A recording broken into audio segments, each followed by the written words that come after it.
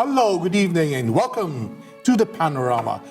Your host, Joel Reckler, and we are to give you happiness and enjoyment once a week. Tonight, I'll give you another more wonderful happiness because I would say not guest, my friend is here. His name is Michael Ciufo. Michael started singing at the age of 17. His sophomore album, released Momento, became number 15 on the Canadian Classic chart in 2016. Michael maintains a busy performance and has recently been featured performing at the Canadian and American national anthem for the Toronto Raptors during their most recent playoff run. A native of Mississauga, Michael is a graduate of the prestigious Glenn Gould School of Music at the Royal Conservatory in Toronto. His most recent operatic performances includes the role of Alfredo in La Traviata, Verdi's La Traviata, and also at Hernando in the Canadian premiere of Rossini's opera Armida, with the opera in concert in Toronto. Ladies and gentlemen, the handsome Michael Ciufo. Thank you, Joel. How are you? Thank you very much, Orca. When was the last time I interviewed you? Oh, man. Was it on radio? Radio. It might have been on... More than 10 years ago, isn't it? Maybe. It was maybe when I had less facial hair, maybe a little more hair on my head. And you were single at the time. I was single. Oh, you know what? That was a time, a week before your concert in Dundas Street. You invited me. I believe you are correct. Yeah. You have a better memory than I do. That's pretty amazing. Yeah, what year would that be? 10 years ago. I think it was probably around 2009, 2008, Okay. 2009. So 10 years ago, I was right. You were right. Oh, That's great. Well, it's great to see you again. I'm glad we're able to sit down and have a chat. It's been a while. You're always in my mind. It never wavered. It's just the difficulty because of your distance, where we are, you know. Yeah, I'm a hard guy to nail down for sure, these days anyway. Well, you know why? You're becoming famous. No. Yeah. No, but thank you. You're very kind. You're very kind. I'm just a guy who does what I love. And you know why I like you to come to my show is because I love your choice of repertoire. Thank you. And second reason why I want you back here as well is because your execution is great. Thank you, Joel. Thank you. It's interesting having the classical background and training that I've had, and I've had some fairly decent experience with opera, but I find that it's often valuable to assess where it is that you are, where your strengths are, and I think for me, as we'll hear later on, it seems to be in the Italian repertoire and not necessarily opera heavy. Although, like I said, I have had... No, it's okay to be in a really classical. Yeah, so it's... but I really enjoy that kind of repertoire. Good for you. Yeah. And good for us. Yeah, I'm glad. I know that people do enjoy it as well, for sure. So I'm glad to bridge that gap between a younger audience, and I could be the person... Do you cross over? What do you do? Well, I do have some original music. So in my second album, Momento, I collaborated with some really fantastic writers. So there's 3 or 4 original songs in that record. And I just try to bring kind of my voice, my classical voice, and marry it with lyrics that mean something to me. So that's how I kind of cross over as well. When are you going to have another concert? That's a great question. We're working on one for the springtime. I'll announce it on my show, both on radio and television. I appreciate that. Oh, I would love to. I want to get back out and do it. I do. I want to get back out there. It's been a while, I think. I remember the first time. I don't know. That was the first time I was there. Yeah. I was beside your mother. Yeah, she's always there. How is she? She's great. My parents are great. Okay. They're still my biggest fans. And they still look out for me, and they still come to all the shows, even if it means coming out to where I am now. And you got married recently? Got married. In fact, that's good for you. Met my wife while when I was performing. She was in the audience. She was in the audience. So it's not like she was one of 1,000 people. Where was this? I was performing outdoors at an outdoor festival in Windsor, Ontario. Oh, in Windsor, okay. So a little bit ways from me, maybe 4-hour drive from here. And the weather was very bad. Yeah. It was raining. It was cold. It was June actually, but it was almost like it was February. It was so cold. June is a rainy season. Yeah, anyhow. That's yeah. okay. And so she was one of maybe 6 people. Was this in the audience? Love at first sight? I think so. I think so. But on my part, I had to kind of win her over time. Don't forget, when you're in love, you perform better. That's true. That's true. That's It true. is. What all the songs are, most arias, it's about love. Love or death. Except Puccini's, they all tragic. Well, yeah, you got some. I think it's love or death or sex or hate. It's really pretty basic. Pretty basic. Among all the arias that you sing or performed on stage or on your recordings, which one would be your favorite one?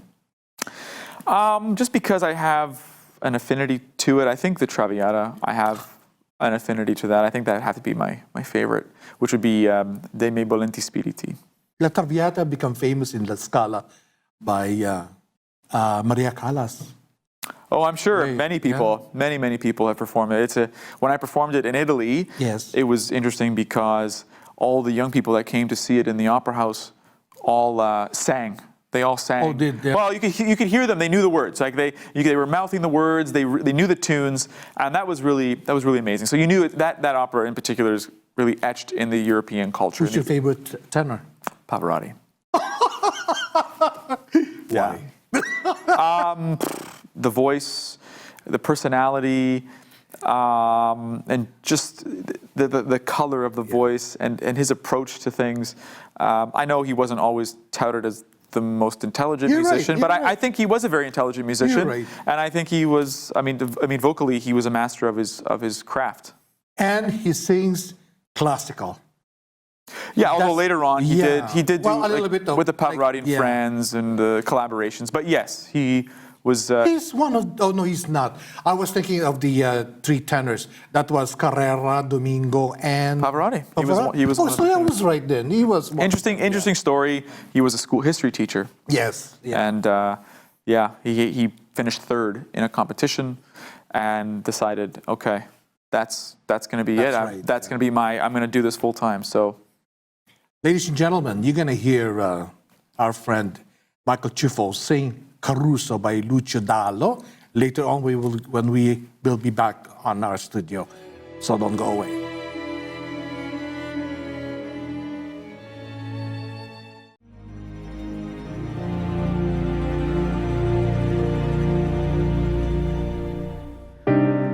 Qui dove il mare luccica e tira forte il vento, su una vecchia terrazza davanti al golfo di Sorrento, un nuovo braccio una ragazza dopo che aveva pianto, poi si schiarisce la voce e ricomincia il canto.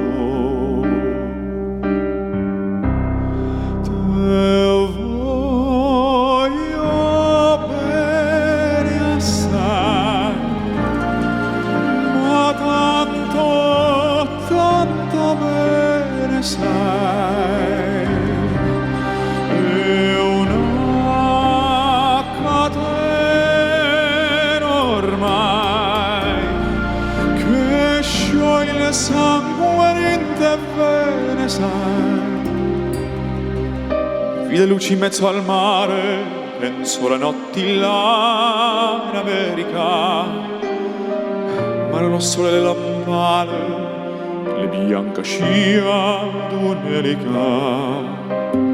Senti il dolore della musica, si alza dal pianoforte, ma quando viene la luna uscita da una nuvola, gli sembra più dolce anche la morte. Guarda gli occhi alla ragazza, e gli occhi verdi come il mare. Poi all'improvviso lacrima e lui credette di affogare.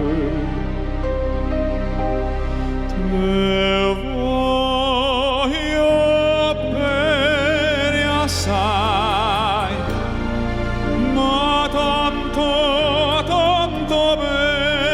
sai,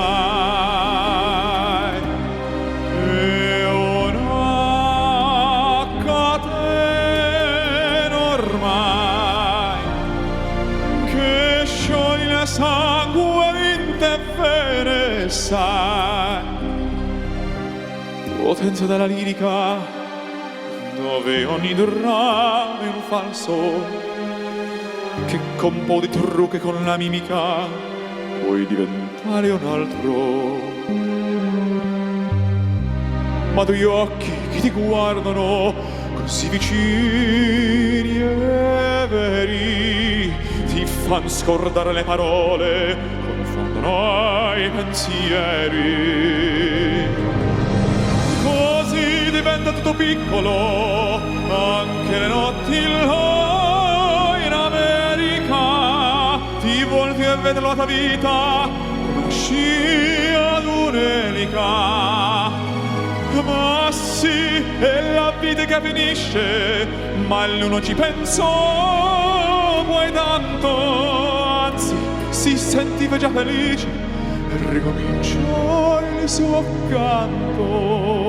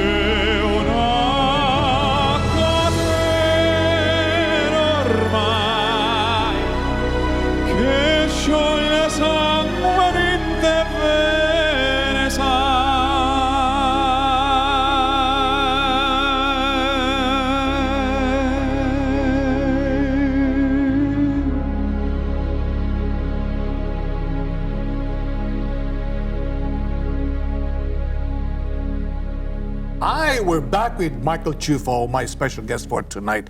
Michael, how do you, well, of course, most arias are standard already, but how do you pick the ones that you like to perform? Or pop musicians or standard pop is quite easy because there's a lot of choices, but sure. not the classical music. No, you're right. And I mean, I would say, pop is easy or one is easier than the other. I mean, there's definitely a lot more technique involved with the classical repertoire. But, it's, it can be quite difficult to pick repertoire that's right for you. And, this thing, the voice is within your body, and you could wake up and feel great one day and not so great the next, and it really does depend on. What is your classification? Are you dramatic or lyric? Oh no, I would be a lyric tenor. You're lyric. Yeah, I would be a lyric. Definitely not dramatic. I'm not big enough. I'm just I'm tall, but I'm not. Well, the color seems to be different in one way. I saw you on the YouTube with Nessun Dorma with 2 or 3 other tenors. Who are they? And where was that? I believe that video was with Dr. Andrew Rzbitsky conducting the Celebrity Symphony Orchestra. Is that in Italy or here? No, that's actually at the Living Arts Center in Mississauga. So I was invited to perform a concert they had tenors from all over the world. There was one from Estonia, and I believe one from Russia, one from Poland. Yeah. And so we got together, and that's Nessun Dorma is a great aria to sing all together. Because there's a story behind that. While you were performing, all the girls, the ushers, they're running around because Michael Ciufo is here. That's what I heard. You're too kind. You're too kind. They have all the crush on you, man. Wow. Because one of the girls who are volunteering on the usher is I know. Okay. And she so you have a first-hand account of what happened that day. Okay. All right. That's good to know. No, that was fun. That was a really fun performance. Oh, yeah. And anytime you get an opportunity to perform with an orchestra is an unreal opportunity. Because it's full orchestration. You feel like it's one thing to perform to a track that's orchestrated, but when you have the vibration of the music and the sound underneath you or behind you, it really does propel you forward and helps lift you. And the concert hall, how the better the hall, the better the sound. Oh, absolutely. Like we were talking about La Scala. Those round boxes you see.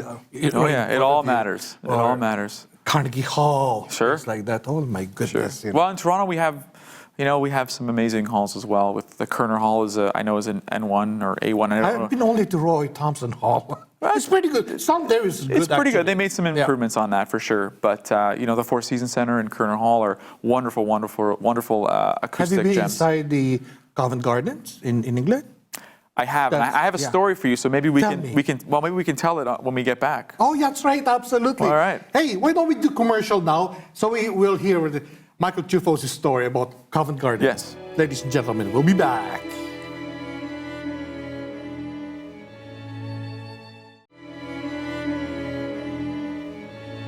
Hi, we're back with Michael Ciufo. He's going to tell me a story. What was that about the Covent Garden? Right. So maybe about a year removed from school, from studying at the conservatory, I threw my hat in and sent an audition CD to the Yetta Parker Young Artist Program at Covent Garden. And was very fortunate enough to be one of, I don't know how many they selected, maybe 100, maybe 50, I'm not sure. But I was selected for an in-person audition. So it was really inspiring to me because I realized at that point that others recognized that there might be something within me that was worth teasing out as far as talent and developing that talent. So I went. I fell in love with the city of London.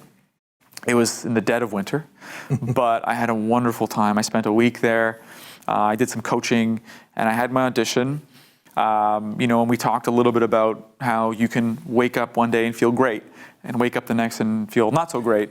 And the day of my audition was one of those not so great days. I did the best that I could.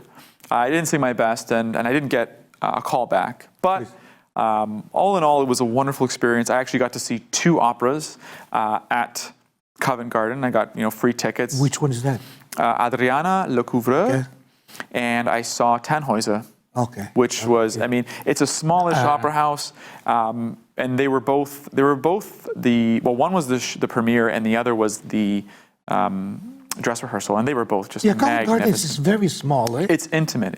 Yeah. But I was kind of I was kind of bummed out after my audition. I knew I hadn't performed as well as I could have, so I went and bought a pair of shoes, which I still have to this day. They're my favorite boots. I bought in London. I can't get them anywhere else. So that's my lasting memory. And every time I wear the boots, I'm reminded of my time in Europe and in London in particular. Well, we were talking a minute ago that every time you do an audition, it's not always going to be yes, because you get no, but that's a challenge for every performance or every performer. That's where you learn, actually. That's where you become better. Absolutely. Under pressure like that, when you're being scrutinized. And the thing is, you really don't know the person who's listening to you. You don't know what they're looking for. You just have to put your best foot, your best self forward. But Michael, and what you are now, rewind it. You're better off now. I think so. Yeah. I think I'm wiser. Yeah, that's the right word. I think I'm wiser. So I just know how to handle different situations, the good and the bad. I think that's important. In my own analysis, I think you're going to do very, very well in this profession. Thank you. That's very kind. The only problem is that when you become really, really famous and become a millionaire, I'll still come here. I wonder if you would still remember me. Oh, my friend Joel, Well, the Panorama. You stay very persistent because your persistence has obviously paid off, which was good. You didn't give up on me, so thank you for that. Thank you very much. I'm glad to be here. It's a beautiful set, and I had a really fun time. We had a good repertoire. We have a good repartee. Yes. since way back then. But we have common people that we know. Certainly. That's right. I'd like to thank you very much for coming over, and thank you for this wonderful aria, Caruso. Okay, I'm going to play that many times on my show. Okay. You're my favorite tenor, honestly. Well, that's really kind. Thank you, Joel. And I'd love to be back whenever you'll have me. Thank you very much indeed. And thank you very much for spending a half an hour with me once a week, and most especially this particular week. I'm Joel Reckler saying good night and thank you very much indeed.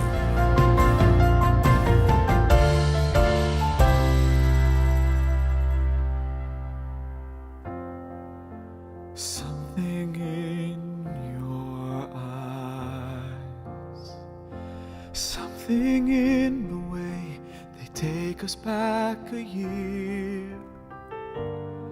The frost in the window and thoughts of you falling in my mind. After all the Christmas cards this year, after all the snow, and when all the carolers have passed my door, still the only thing I'm asking for, all I want, all I need, my only wish, my perfect gift is you.